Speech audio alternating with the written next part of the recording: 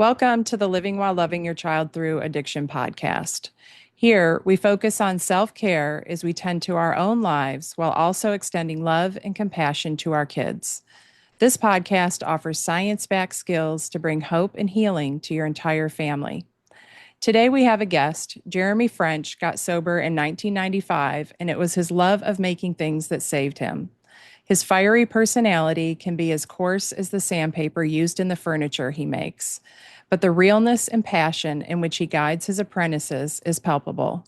This passion for everything he builds each day, the furniture, his family, the love of soccer, his character, and his confidence in others, makes him an exceptional mentor to those around him. Jeremy is directing his endless energy toward his grand opus of bringing those in recovery back to life and making them whole once again. I love the work you're doing. Thank you so much for making the time to be here today. I don't think I've ever heard that read Oh, about really? me. Somebody wrote that about me, and it's weird to hear somebody else's word about you. Well, you can tell that they thought a lot of you and your work. Yeah, I guess so. Yeah. He's a good writer. That's for sure. Yeah. So there was a little bit about this in your bio, but I want to start by hearing more about what inspired you to create Making Whole and how that journey with Making Whole has impacted you. So we were talking a little bit before we started here about death and about losing people that are close to us. And two of the men that were in my wedding, close friends, guys that I care real deeply about, both took their lives right about the time they turned 40. And the second one was in 2015. It was a family member and close friend. And in both cases, I was left at the end of those experiences, knowing those guys pretty well, kind of understanding their situation, wondering where they could have gone to get better and what was available for them in the world when they were kind of in this dark night of the soul, um, to find some type of relief. And having been sober a good period of time at that point, I kind of had a certain awareness of what was out there. And knowing these two guys as well as I did, I knew that nothing that was out there would have helped them, Mhm. just based on their character and personality and what their needs were at that stage of their life and their, just who they were. And so I started wondering, what can you create a place that helps people? That's it. That actually genuinely people want to be there and want to get better. And so I started thinking a lot more um, about that time when Carl passed away, and started thinking about what does it mean for people to get better? Um, what does it actually mean? What are the metrics that we use when somebody's got addiction or mental health issues to say this is what better looks like? And so I thought back over 20 years at that point of all the people I knew who got better in a way, like the way I defined that was these are people that I would exchange lives with right now. And so I'd known a lot of people at that point, and it's a relatively short list of people and all the people I'd interfaced with in recovery, um, in the recovery community. And I started thinking about what's the common denominators in these people's lives, in their practice. And two things were true in every one of them that I could think of. One was that they all had a story about a person at the beginning. Call it a mentor, call it a sponsor, call it just a caring person. Every one of them has a story about a person. And the other thing about them is that they all had either a profession or their primary hobby, the thing that they were passionate about, that required them to solve complicated problems in their daily life. And so those two things were true with everybody.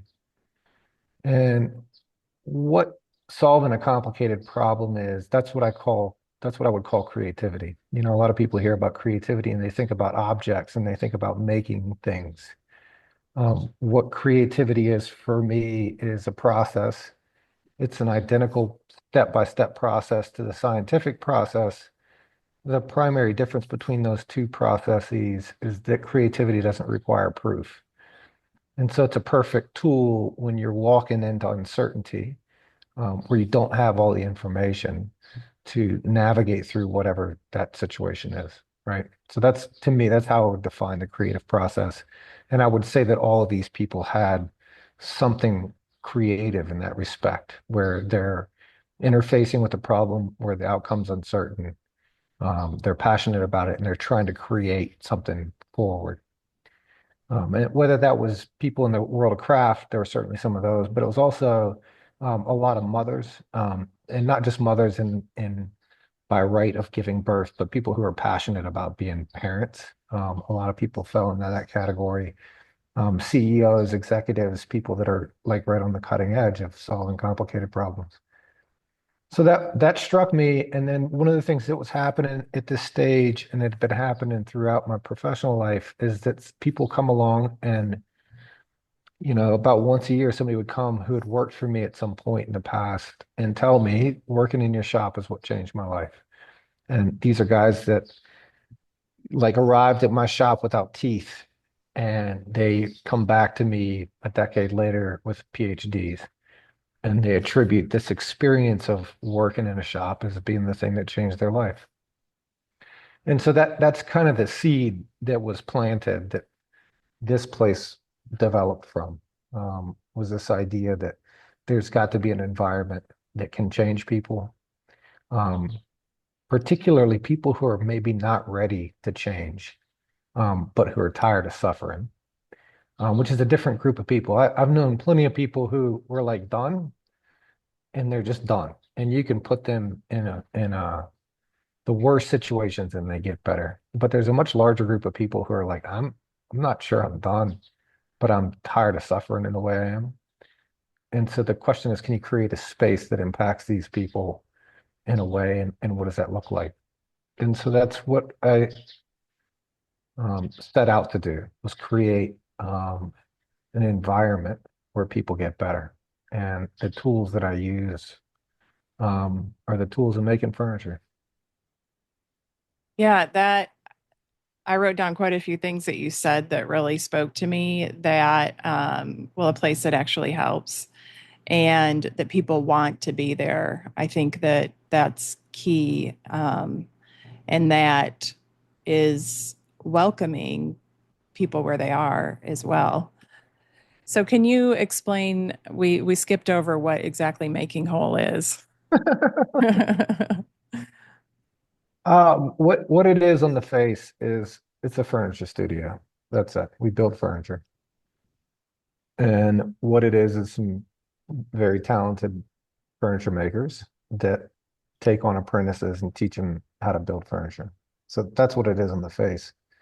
What that is a vehicle to help people learn how to live, and more specifically, how to learn how to solve complicated problems where the outcome's uncertain.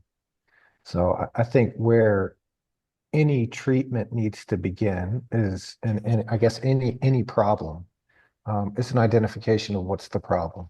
What is the problem that we're addressing? And if we went around and interviewed treatment centers and interviewed parents and interviewed people who aren't related to addiction and interviewed people about what's the problem with addiction, my suspicion is that there's not a lot of answers that really ring the bell, right? Most of the time, that's a conversation about the impact that substances have on people, um,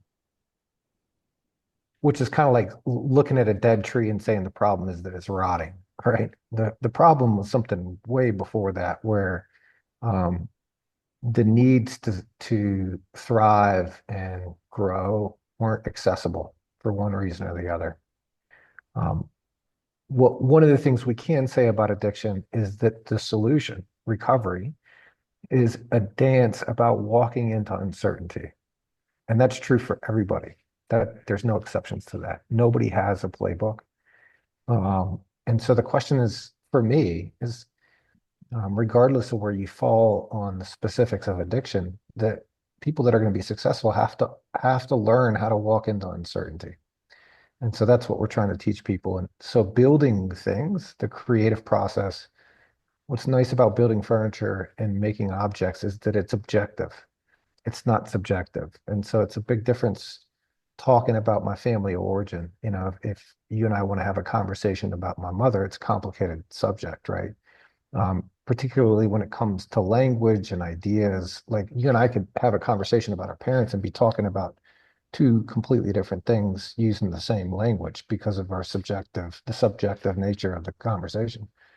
With furniture, it's objective, something's 48 inches or it's not. And so one of the things that helps to do is it kind of takes some of the fluff off the problem that somebody's dealing with, and gives them objective language to explain what happened, right? If I cut something wrong, there's a reason for that.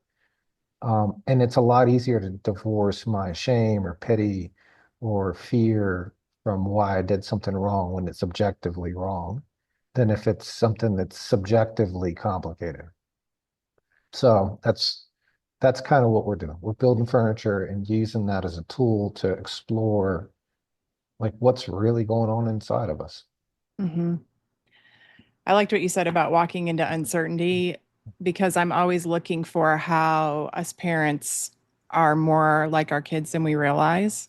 It's really easy to see our differences, but if we stop and really create more self awareness and we're being present with what's going on within us, I was thinking we have to get comfortable with uncertainty too. That's the biggest part of our own personal recovery from really trying to control our kids to trying to control everything that they do.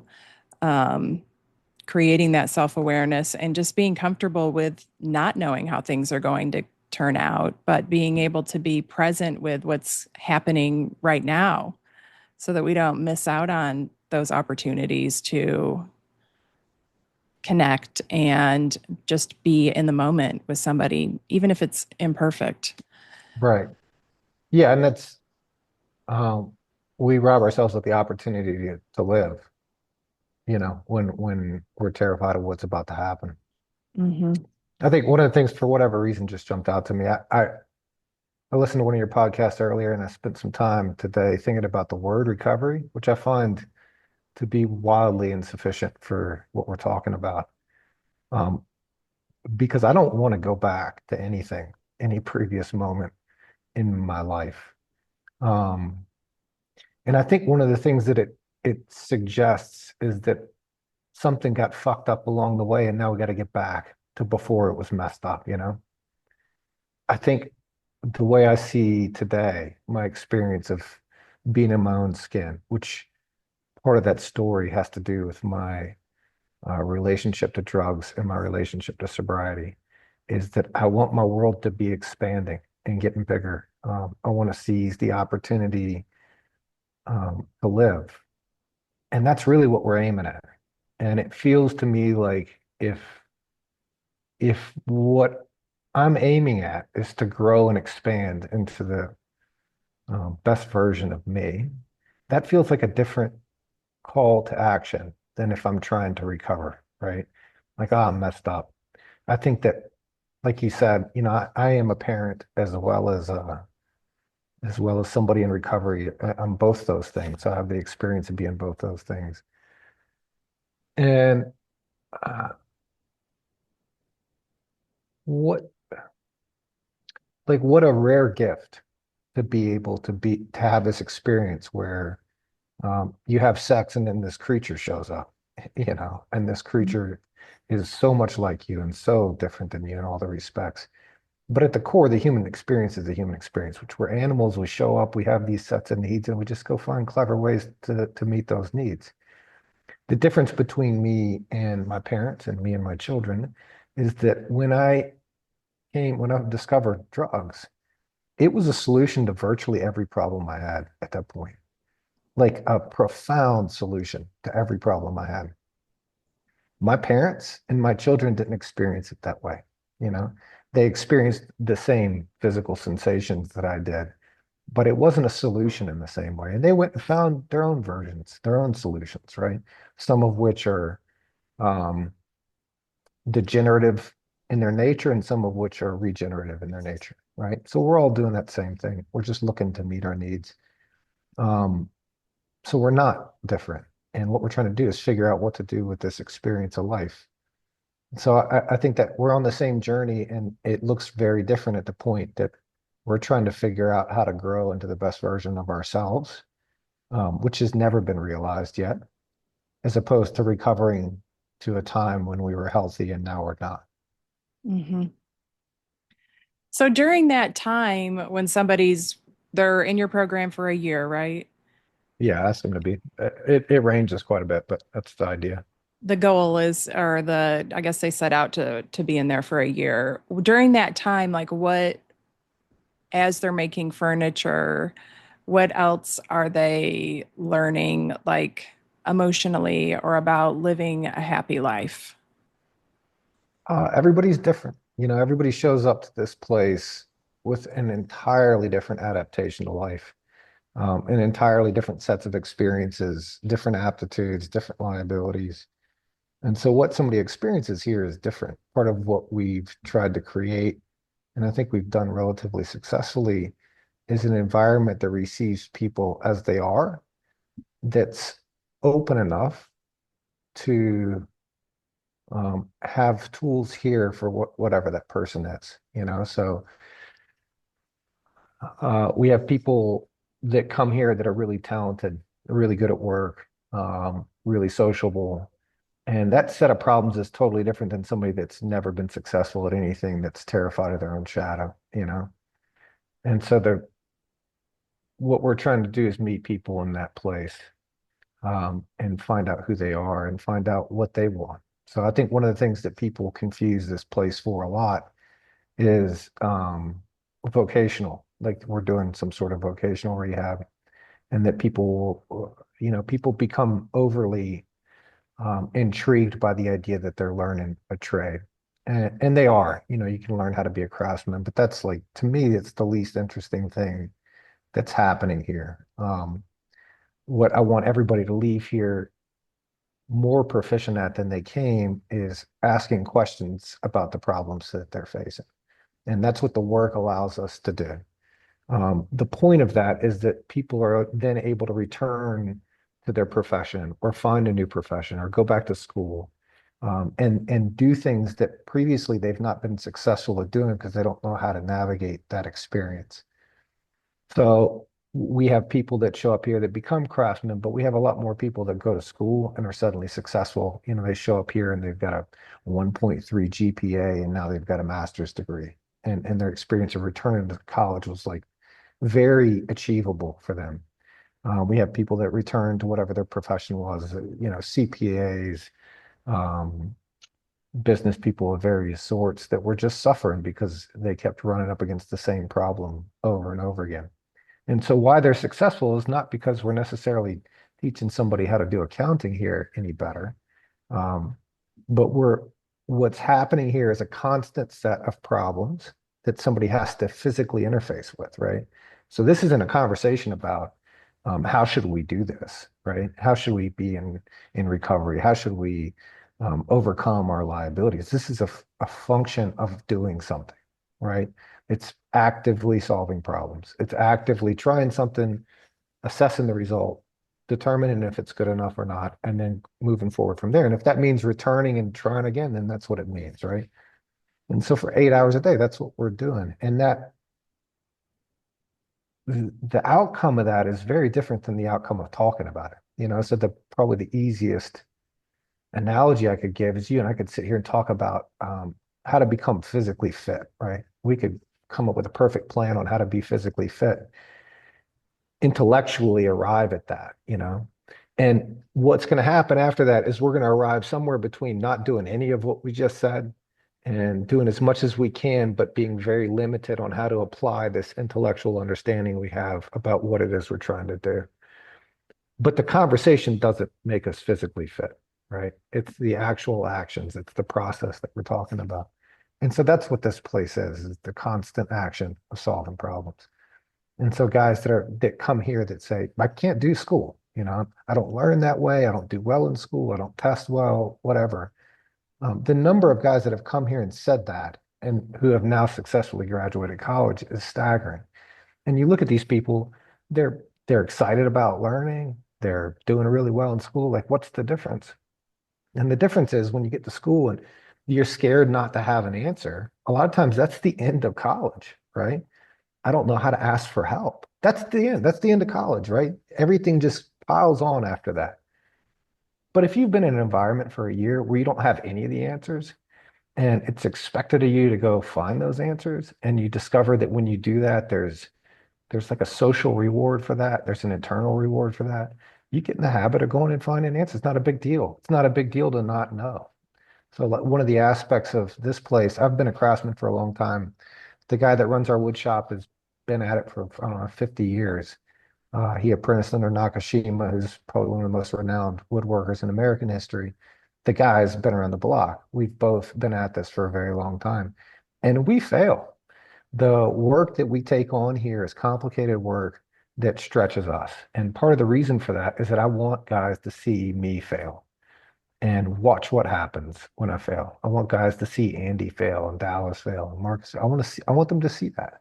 One of the things I've never met somebody who has a substance abuse issue that has a healthy relationship to failure. And so I want people to exercise that. So you come here, you fail, you learn different methods for stepping out of that failure and solving problems. And suddenly you're just a different person when you walk here. No different than if if you showed up to a gym every day for a year and lifted dumbbells, you know. You don't even have to understand what's happening to your arms when you lift dumbbells. You know, your biceps are going to get bigger. That's just a fact, right? You don't have to understand it. You don't have to talk about it. You don't have to do any of that. You just got to lift the weights. And so there's an element of what we're doing that is that exercise of lifting the weight, of walking into uncertainty and understanding how to navigate that. And my gut instinct, when I think about what do I want somebody to leave here with, I think that's it. You know, if I have somebody for a year, that's a profoundly insignificant period of time for any emotional journey to take place, right? So I'm not going to have them for long, even if that sounds like a long time. And you can't impart a lot on people in that period of time. So my question is, what can I give somebody in a year? And I want to give them something that will be with them forever. And that's what we're aiming at. We're aiming at changing how they interface with uncertainty and problems. I just related what you were saying to what I always say to parents is that being able to tolerate discomfort is a superpower. Oh yeah.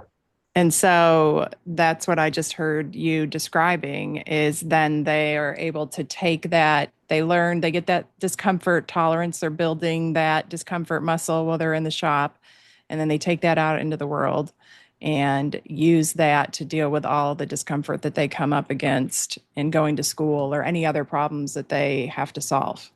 In life, you know, like that's what the Buddha said. That's what Scott Peck's first line of his book, The Road Less Traveled, is life is difficult. You know, the Buddhist life is suffering. That's a like it. I think one of the things that the drug pandemic is uniquely American. It's not to say there's not addiction in the rest of the world, but there's something uniquely American about the way it's really consumed our society. Like something's happening, right? And when you see something that's culturally unique like that, it's either because of some sort of physical access, right? But more often than not, it's about stories. It's about cultural mythology. And we have a cultural mythology that says success in life is about feeling good all the time. That's it.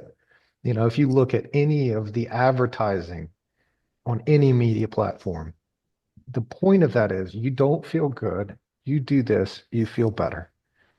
It's true across everything. It's true across all media, all demographics.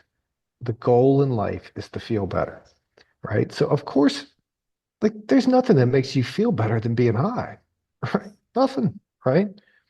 So that's one aspect of why I think addiction is prevalent here. But it's also what you're getting at is the challenge of what do you do next?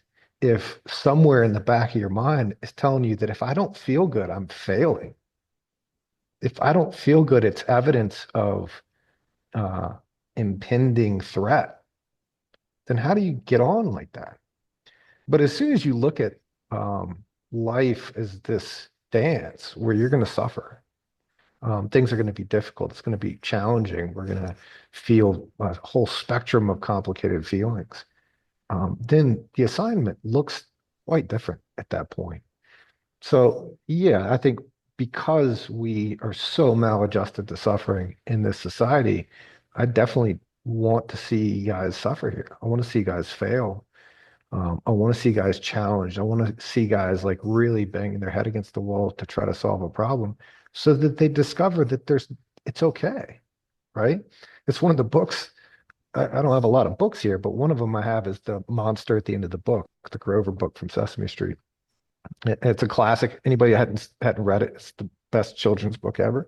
Where basically the whole book, Grover's trying to keep you from turning the page because he's been told there's a monster at the end of the book. And you keep turning the pages and he freaks out. He's bugging out. The whole book is him in basically like a panic attack. And at the end, he's the monster. And he discovers, oh, like this isn't so bad after all. I just want to skip those pages and say, okay, now like this is what suffering looks like. And you know, you can either have that cripple you, or you can realize like, oh, I've got the agency to walk through this and not have it like paralyze me. If that's true, what else can I do? You know? Yeah. It is very empowering to know you can make it through anything. I mean, when we were talking about grief before we started recording, that's one of the reasons that I think that I'm doing well at this point is that I'm like, I can handle anything. And it feels good to know that, I went through the suffering and there's going to be more suffering and I'm going to be fine. I can grocery shop while I'm suffering. I can work while I'm suffering. I can do whatever I need to do to keep moving forward. And then at some point, there's going to be some relief from the suffering, but I don't have to be actively freaking out or seeking it, or I'm just with it. And that to me is you can get through anything if you can just be with these uncomfortable feelings. If you can tolerate discomfort and suffering, you can tolerate any emotion. Right. And two, what happens is the face of suffering changes when you become less afraid of it. So I've death has been a big part of the story that I've experienced since being in recovery. And some of the most profound, impactful experiences I've had are connected to death. At moments where like I'm stretched beyond my capacity, right? I'm fully stretched. When I look back at those moments where I was really kind of overwhelmed by grief and sadness and anger and demands on my time and all the things that came with that, and reflecting on that, those are some of the most like robust, profound, emotionally complex experiences in my life that completely shaped how I exist today. One thing it did is it helps enforce the idea that I'm here on a gift, right? I don't get to do this forever. Like this is a brief gift that I have. And life looks real different when it's being treated as a gift that's temporary than when it's being treated as a sentence that sucks? Yeah. Well, and so I want to make sure we get to talk about the lunches that you do there daily, that you cook together and you eat together, and what the purpose of that, what that provides for everybody in the shop. So what I did before I started making whole, there was a period of time where I went and worked for a company, basically teaching people around the world how to build things out of concrete. That was what my studio was prior to working for this company. And so it afforded me the chance to travel all around the world, which was just like profound for me. And so one of the places I spent a bit of time was Europe. And every time I went to Europe, when I would return home, there was a part of me that felt like I was leaving home. And I spent a lot of time like, what is that? What is it about this place? And it was different countries, and I always had this feeling. And one of the things that I took away from that was how the relationship to food and time is different there. How people actually value eating. It's much harder in the places I was at least to find bad food, right? I can throw a stone and find bad food anywhere I go in this country, right? It was tough to find because people expect good food, simple pleasure. They take their time to eat. They're not like eating in a rush. And it highlights for me like uh, the things that make life really interesting are simple things. And one of them is just eating and sharing company with people. Like you think about some of the richest times in my life have been happened around the dining table. Um, just taking time to eat. And so I want to make space for that. So every day a guy is given the credit card and he goes to the grocery store and buys whatever he wants to cook and cooks for us. One of the strange things is that I've opened an invitation. I'll continue to open an invitation that anybody that wants to show up for lunch. We eat at 12:30, Monday through Friday, and all people have to do is bring their appetite. And so on any given day, people will just show up out of the blue, unannounced. And so they're cooking for us, but also for whoever happens to show up any given time. And there's some really interesting people come eat lunch with us. And now it's just a casual conversation. Yesterday, there was a guy here who's a really successful entrepreneur and lawyer, and he came and ate with us, and just like one of the guys. And there's an experience of like sitting down and eating with people, um, casually, good food that changes your experience of a day. So we do that every day. Yeah, and the connection that comes with that. And I live next door to my mom and I live with my sister. And because there's several of us in one place, the rest of the family tends to come here for holidays and stuff. And the meals that we've had together and the memories that that's made, and just even when it's just my mom and stepfather and sister and her wife, like all of us together, that's just been a huge part of my healing, is having that community with my family and that connection, and knowing that I have that to look forward to. It's just like, if we haven't eaten together in a few days, one of us is talking about needing to do that because we miss it. Right. And it sounds so like cliche and simple, but what you're talking about, like, I don't know that it gets more important than a meal. You know, not to say that's the most important thing, but it's pretty important. And that's in building this place, it's those really simple things that I'm aiming at, right? And so that's one of the reasons why guys who come here, not everybody that comes here wants to be here. Though everybody that comes here says they want to be here. They find out maybe that they don't, but most of the people who've been through here want to be here. And that's like when you ask them why, I don't know that they give, they'll give you various answers. But I think part of what it is like we do simple things well, or it's not a stressful environment because of any type of drama, even though there is a level of expectation. We're doing like very nice work here. We don't do, we're serving the very top of the market with the furniture we build, because that's what's interesting to me and the other makers who are here. We're not interested in doing um, things that aren't important. And these guys see that. So it's a funny, like that's one of the paradoxes. It's not stressful at all because the people are easy people to be around. But the work has a high level expectation. And I would say that's kind of a paradox that captures a lot of what happens here, right? So we have a meal. It's uh, something we do every day, but it's not formal. Some days it's really good. Some days it's just edible. Um, but it's always a meal and it's always been freshly cooked and somebody had a license to go and make something, create something. Yeah. So this went by really fast, but I want to make sure that we get this one question in, because I feel like families are often left out. And how do you involve families in the process there?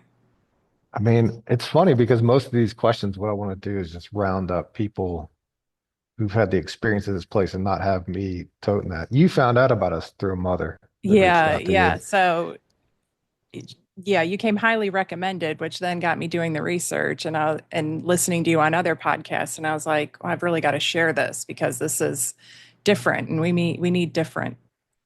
Um, I was trying to explain this to a parent the other day. She's like, what do I get? What are we getting out of this? Um, and there's an instinct to like make this sort of bullet points about all the things that are going to happen. And every treatment center has one of those. These are the therapies you're going to get. This is I find most of those things tedious and inauthentic. The things that you're going to get out of treatment. I find them to be unimportant, right? So, like we're just talking about a meal, like it would seem ridiculous for me to say, here are three highlights of making whole. One of them is that you get to eat every day. It sounds like, oh, how does this add up, right? But as we're talking about this and talking about the impact of food, it's really important. So, in considering the situation with parents, the reason I'm doing this um, is because I have a problem that I'm trying to solve. And that problem is, how do I create a place that gets people better? The reason I chose to do this professionally is one of the things I learned about myself in probably my early 40s is that if my professional work does not challenge me, if it doesn't stretch me, then my brain does this thing where it consumes itself. It's like I have these wolves in my brain that need food, right? And the only thing they like to eat is problems, complicated problems. And if it doesn't have that, it just eats itself. And so that's what I discover about myself as a professional. Like I need problems that stretch me and give me all sorts of places to explore. And I kind of got to a point in my professional life where the problems I was solving weren't that complicated for me. And so part of the reason I'm doing this is that one of the needs I have as a professional is to have really interesting, challenging problems. So that's why I'm here, is to solve these complicated problems. And so when a person arrives to me, I'm curious to know how they get better. That's what I'm most curious about more than anything. I can make the work that we make, most of which, even the complicated stuff, I can do it kind of on autopilot because I've been doing it a really long time. But when people show up, I can't. It's more complicated. That's what's most interesting. That's what has me the most curious as a professional. And so, more than saying, hey, I want to do X, Y, and Z with a parent, I'm interested in solving the problem. And the family's part of that conversation, right? And so I will engage with the family to the extent that they're curious to engage with me. And I'm going to be truthful with them. And I'm going to talk to them about their story, right? And try to help them develop a perspective about the nature of the problem that their family is dealing with in a way that brings about sustainable, healthy solutions, that brings about growth. And that's complicated to do as a parent. I am a parent as well. So I told you this earlier. I'll share it right now. When my son was born, I had this reoccurring dream for the first 2 years he was alive, like sometimes every night, that he drowns and dies in front of me. Not once in all the times I had this dream did I save this kid. So, being a good parent, young parent, the first thing we do is teach our kid how to swim, right? 3 years old, throw his ass in the pool at the YMCA and let him do the thing that we've all seen videos of. But also as a parent, like this dream is not about swimming. This is about the power of drowning and the power of water and the fact that water is not something you negotiate with, right? It's not like terrorists came and got my kids and there's this opportunity to negotiate or there's a bad guy or there's any of that. Water just takes you. And that's the end of it, right? And there's nothing I can do to stop that from happening.